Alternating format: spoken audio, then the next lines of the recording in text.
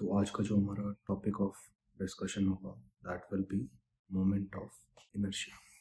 Moment of inertia को अगर हम थोड़ा सा रिलेट करके चलें तो this moment of inertia is analogous to inertia in translational motion।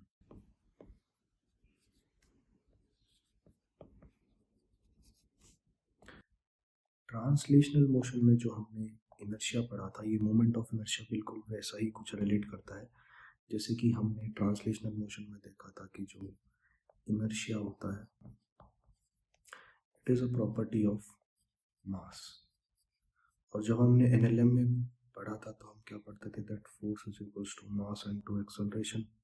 यहाँ से हम क्या देखते थे कि जो एक्सेलरेशन ऑफ बॉडी होती है दैट इज F/m। अगर हम इसको थोड़ा सा रिलेट करके चलते हैं तो हम ये बोल सकते हैं दैट किसी भी बॉडी के लिए जो एक्सेलरेशन होगी that is inversely proportional to mass. बिल्कुल वैसे ही हमारा जो मोमेंट ऑफ इनर्शिया होता है, this moment of inertia is property of mass, लेकिन उसके साथ में ये जो प्रॉपर्टी ऑफ मास होती है उसके साथ साथ में it depends on distribution of mass. किस पर डिपेंड करती है? Distribution of mass with respect to axis of rotation.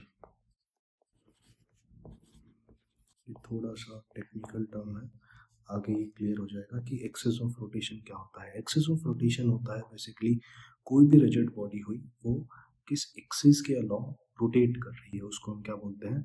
Axis of rotation बोलते हैं। अगर हम इसी की डायनामिक्स में जाते हैं तो हमारे पास एक क्वांटिटी आती है टॉर्क, जिसको हम जनरली बोलते हैं this torque is equals to I alpha. और अगर यहाँ से हम अल्फा को अगर थोड़ा स्टडी करें तो अल्फा की वैल्यू जो आती है हमारे पास दैट इज टाउ बाय आई। बिल्कुल सेम टू सेम कंसिडरेशन से हमारे पास क्या चीज़ आएगी that the angular acceleration of a body is proportional to inversely proportional to moment of inertia.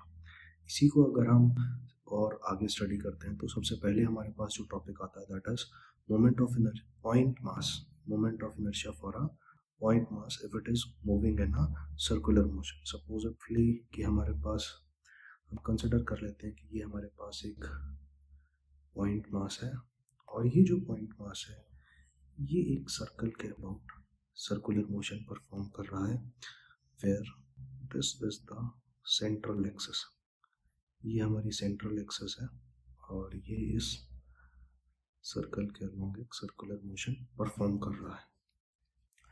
अब इस बॉडी का मास हम m मान लेते हैं और जिस डिस्टेंस पे ये रोटेट कर रहा है या फिर सर्कुलर मोशन परफॉर्म कर रहा है वो डिस्टेंस हम सेंटर से r मान लेते हैं। अब अगर हमारे को इस बॉडी का मोमेंट ऑफ इनर्शिया कैलकुलेट करना है इस x डैश एक्सिस के अलोंग, तो ये जो मोमेंट ऑफ इनर्शिया होगा of mass m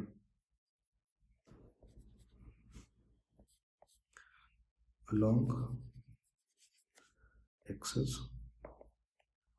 x dash, इस एक्सिस के अलोंग जो हमारा मोमेंट ऑफ इनर्शिया आएगा उसको देखो ध्यान से हम कैसे लिखते हैं।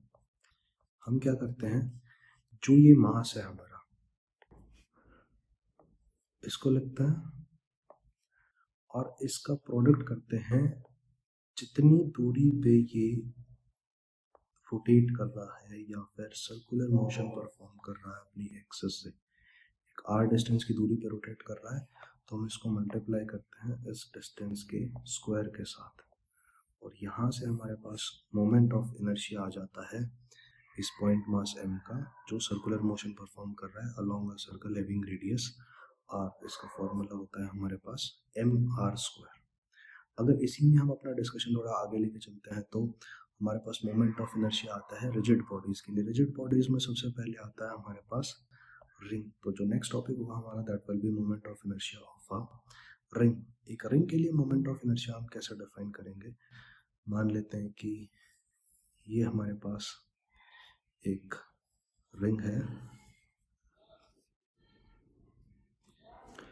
और ये रिंग अपने सेंटर ऑफ मास के अलोंग रोटेशनल मोशन कर रही है, घूम रही है अगर हम और थोड़ा सा बेसिकली बोला। और इस रिंग का जो रेडियस है दैट इज आर, और इस रिंग का जो मास है दैट इज स्मॉल है। तो जब भी हमारे पास रिजिड बॉडीज आती हैं तो हम क्या करते हैं, इस रिजिड बॉडी का एक डिफरेंशियल अमाउंट ऑफ मास बाहर निकाल लेते हैं। मान लेते हैं कि हमने एक छोटी सी डी एक्स विड्थ काटी यहाँ से और इसका जो मास मान लिया हमने डीएम मान लिया। अब ये जो छोटा सा मास डीएम है, क्या ये डीएम भी यहाँ से एक आर डिस्टेंस की दूरी पे ही बैठा है? और ये जो डीएम मास होगा, इस डीएम मास की वजह से भी हमारे पास एक छोटा सा मोमेंट ऑफ इनर्शिया आएगा। इस छोटे से मोमेंट ऑफ इनर्शिया की वैल्यू अगर हम पॉइंट मास की कंसिडरेशन में जाए तो कैसा होगा, इस मास का मैग्नीट्यूड हम डालेंगे और जितने डिस्टेंस पे ये रोटेट कर रहा है उसका स्क्वायर। हमारे पास क्या आ गया, differential amount of moment of inertia आ गया due to the small mass d m. अगर हमारे को टोटल मोमेंट ऑफ इनर्शिया चाहिए, क्या चाहिए हमारे को, टोटल मोमेंट ऑफ इनर्शिया, तो हम क्या करेंगे, इसको दोनों तरफ इंटीग्रेट कर देंगे। डी को इंटीग्रेट करेंगे तो इसका टोटल मोमेंट ऑफ इनर्शिया आ जाएगा। अब आर स्क्वायर तो कांस्टेंट है, अब डीएम का इंटीग्रेशन क्या होगा, डीएम का इंटीग्रेशन मतलब कि ये सारे मासेस जुड़ते चले जाएंगे, जुड़ते चले जाएंगे, जुड़ते चले जाएंगे, जुड़ते चले जाएंगे, और ये सभी के सभी इस एक्सिस से इक्वी डिस्टेंस पे बैठे हैं। तो हमारे पास ये क्या चीज़ आ जाएगी, total mass of the ring into R square. इसका भी रिजल्ट बिल्कुल सेम टू सेम हमारा किस जैसा आता है, जैसा हमारा पॉइंट मास के लिए आया था। हमारा पॉइंट मास के लिए भी जो रिजल्ट था that was M R square, और रिंग के लिए भी जो हमारा मोमेंट ऑफ इनर्शिया आता है that is M R square. ये ध्यान रखना है कि ये जो मोमेंट ऑफ इनर्शिया की वैल्यू है हमारे पास, ये इसके सेंटर ऑफ मास से जो एक्सेस पास कर रही है उससे आती है। इसी में जो हमारी रिजिड बॉडी में सेकेंड बॉडी आती है दैट इज डिस्क। अब की बार जो हम डिस्कशन करेंगे वो एक डिस्क का करेंगे भाई। मान लेते हैं कि ये हमारे पास एक डिस्क है, सॉलिड डिस्क है भाई, ठीक है। इसका जो मास है दैट इज एम, और इसका जो रेडियस है दैट इज कैपिटल आर। इसमें भी हम क्या करते हैं, इस डिस्क को इसके सेंटर ऑफ मास के अबाउट हम क्या करते हैं, मोमेंट ऑफ इनर्शिया हम इसका देखना चाहते हैं। अब पॉइंट मास के लिए तो हमने सीधा फॉर्मूला पढ़ा था कि मास का मैग्नीट्यूड रखो और जितने डिस्टेंस पे वो रोटेट कर रहा है या फिर रोटेशनल मोशन परफॉर्म कर रहा है उसके स्क्वायर से उसको क्या कर दो, मल्टीप्लाई कर दो। लेकिन जब हमारे पास रिजिड बॉडीज आती है तो हमारे को एक डिफरेंशियल मास कंसिडर करना होता है। तो सबसे पहले हम डिफरेंशियल मास कैसे कंसिडर करेंगे, हम यहाँ से एक एक्स डिस्टेंस पे जाके और एक छोटा सा एलिमेंटल मास इसमें से बाहर निकाल लेंगे और इसको dx विड्थ तक स्ट्रेच कर देंगे। ध्यान रखना ये x डिस्टेंस पे जाके मैंने एलिमेंटल मास लिया है और जो इसकी विड्थ है दैट इज dx।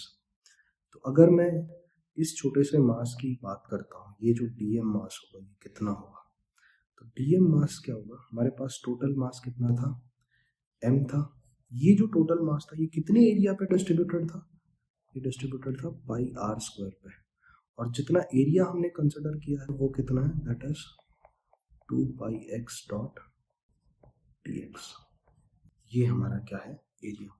इस एरिया को निकालने का तरीका देखो, this 2 pi x is the circumference of the circle, और ये जो लेंथ है ये कितनी दूरी तक फैली हुई है, dx डिस्टेंस तक फैली हुई है। तो हमारे पास एरिया क्या आ गया, 2 पाई एक्स डॉट dx। यहाँ से हमारे पास जो एलिमेंटल मास है उसकी वैल्यू किसके बराबर आ जाती है, यहाँ से जो कुछ कट रहा है उसको काट दो, that is 2m by R square x dot dx। अब ये जो छोटा सा मास है, इस छोटे से मास का भी एक छोटा सा मोमेंट ऑफ इनर्शिया होगा जिसकी वैल्यू किसके बराबर होगी, dm इंटू जिस डिस्टेंस पे ये एक्सिस ऑफ रोटेशन से जो इसकी दूरी है दैट इज x, और उसका हम क्या कर देंगे स्क्वायर। तो ये जो एलिमेंटल मास है हमारे पास, this comes out to be 2 into m divided by are square x dot D x का एक्स स्क्वायर के साथ मल्टीप्लीकेशन करेंगे तो ये हमारे पास क्या हो जाएगा, X cube dot D X. ये हमारे पास क्या आ गया, moment of inertia of this elemental mass about this axis. अब इसी को हम क्या करेंगे नेक्स्ट स्टेप में इंटीग्रेट कर देंगे ताकि हमारे पास क्या आ जाए, पूरी की पूरी डिस्क का मोमेंट ऑफ इनर्शिया आ जाए। डी आई का इंटीग्रेशन आई हो जाएगा और यहाँ पे जो कांस्टेंट टर्म्स उनको बाहर निकाल लेंगे, that is 2m by are square. X cube का इंटीग्रेशन करोगे तो एक्स रेज टू पावर 4/4। अब हमारे को यहाँ पे लिमिट्स पुट करने हैं। लिमिट पुट कहाँ से कहाँ तक होगी भाई, देखो जो सबसे छोटा एलिमेंटल मास होगा क्या वो यहाँ पे बैठा होगा और इस x की लिमिट 0 से लेके कहाँ तक एक्सटेंड करेगी, r तक। तो इसमें जो लिमिट्स आएंगी हमारे पास वो x की 0 से लेके कहाँ तक आएंगी, r तक। इन लिमिट्स को पुट कर देते हैं तो जो हमारे पास वैल्यू आती है that is 2m by are square r raise to power 4/4। जो कटता है उसको काट दो, हमारे पास final result moment of inertia का क्या आता है, दैट इज 2 पावर से 2 पावर चली गई, that is mr square by 2. This is the moment of inertia of a circular plate about center of mass, एक ऐसी एक्सिस जो इसके सेंटर ऑफ मास से पास करती है। नेक्स्ट हमारे पास आता है moment of inertia of rod. अब हम एक रॉड का मोमेंट ऑफ इनर्शिया कैलकुलेट करेंगे। पहले एक रॉड कंसिडर कर लेते हैं। मान लेते हैं कि ये हमारी रॉड है, इसको थोड़ा सा डार्क कर लेते हैं और हम मोमेंट ऑफ इनर्शिया निकालना चाहते हैं इस एक्सेस के अबाउट जो इसके आइदर एंड से पास कर रही है। थोड़ी सी वैल्यूज को हम क्लैरिफाई कर लेते हैं। यहाँ से क्लैरिटी, इसकी लेंथ हम L मान लेते हैं और इसका जो मास है दैट इज m। इस एक्सेस को भी लिख लेते हैं, this is x dash axis. अब हमने क्या देखा था, रिजिड बॉडी है हमारे पास, हम क्या करेंगे एक एलिमेंटल मास कंसिडर करेंगे। यहाँ से एक एक्स डिस्टेंस पे चले जाते हैं, वहाँ से हम एक dx अमाउंट ऑफ लेंथ को क्या करेंगे, कट आउट करेंगे और इस dx लेंथ का जो मास dm होगा that will be equal to total mass m था, कितनी लेंथ पे डिस्ट्रीब्यूटेड था l पे, हमने कितनी लेंथ कंसिडर की है dx, तो ये हमारे पास dm मास आ गया। इस dm मास के रेस्पेक्ट में हमारे पास एक छोटा सा मोमेंट ऑफ इनर्शिया होगा that will B dm into कितना डिस्टेंस पे है, एक्सिस ऑफ रोटेशन हमारी x डिस्टेंस पे है, उसका स्क्वायर। तो जो छोटा सा मोमेंट ऑफ इनर्शिया आएगा that is dm into x square. अगर मैं इसकी वैल्यूज को पुट करता हूँ तो जो डी आई की वैल्यू आती है हमारे पास दैट विल बी dm हो गया हमारे पास m by L dot dx into x square. हमारे पास छोटा सा मोमेंट ऑफ इनर्शिया आ गया, इसको दोनों एंड्स पे इंटीग्रेट कर देंगे। यहाँ से इंटीग्रेशन कहाँ से कहाँ तक चलेगा, x की वैल्यू 0 से लेके x की वैल्यू l तक, और यहाँ पे मोमेंट ऑफ इनर्शिया 0 से लेके कैपिटल I तक।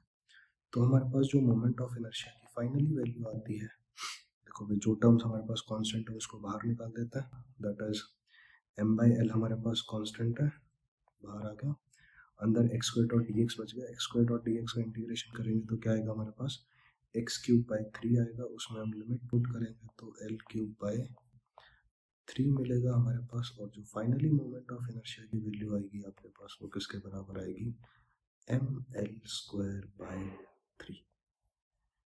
क्या ये चीज़ सभी को